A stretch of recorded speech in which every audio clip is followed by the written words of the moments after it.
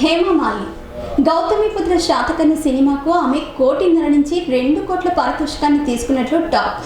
Nadia, Attarintiki Daredi, మిర్చి, దృశ్యం వంటి సినిమాలతో గుర్తింపు దక్కించుకున్న ఆమె 2 నుంచి 3 లక్షల వరకు డైలీ పేమెంట్ తీసుకుంటారట.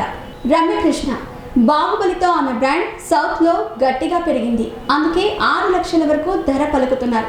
డేట్స్ ఎక్కువ అవసరమైతే 1.5 కోటి వరకు తీసుకుంటున్నారు. అంటే ప్రస్తుతం ఉన్న యువ హీరోయిన్స్తో సమానంగా అన్నమాట. జయసుధ ఒకరోజు షెడ్యూల్కి 2 లక్షలు. రేవతి 2 నుంచి 5 లక్షలు డైలీ పేమెంట్.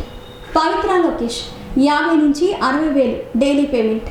తులసి 35,000 నుంచి 40,000 డైలీ పేమెంట్. రాసు 75,000 డైలీ పేమెంట్. హేమ 40 నుంచి 50,000 డైలీ పేమెంట్. రోహిణి 50 నుంచి 60,000 డైలీ పేమెంట్. మధుబాల రోజుకి 50 నుంచి 60,000. సుధా రోజుకి 35,000. శరణ్య ఒక్క రోజుకి 40 నుంచి 50,000. ప్రగతి 30,000 డైలీ పేమెంట్.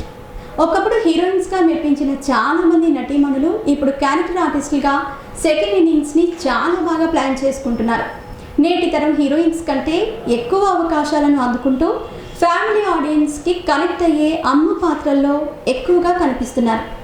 సిస్టర్, వదిన, అత్త వంటి పాత్రలు చేస్తూ అటు ఆదాయాన్ని పెంచుకుంటూనే మంచి గుర్తింపు దక్కించుకుంటున్నారు. మేము చేసే వీడియోస్ మీ మొబైల్కి నోటిఫికేషన్గా రావాలంటే మా ఛానల్ని సబ్స్క్రైబ్ చేసుకొని పక్కనే ఉన్న బెల్ ఐకాన్ని యాక్టివేట్ చేసుకోండి.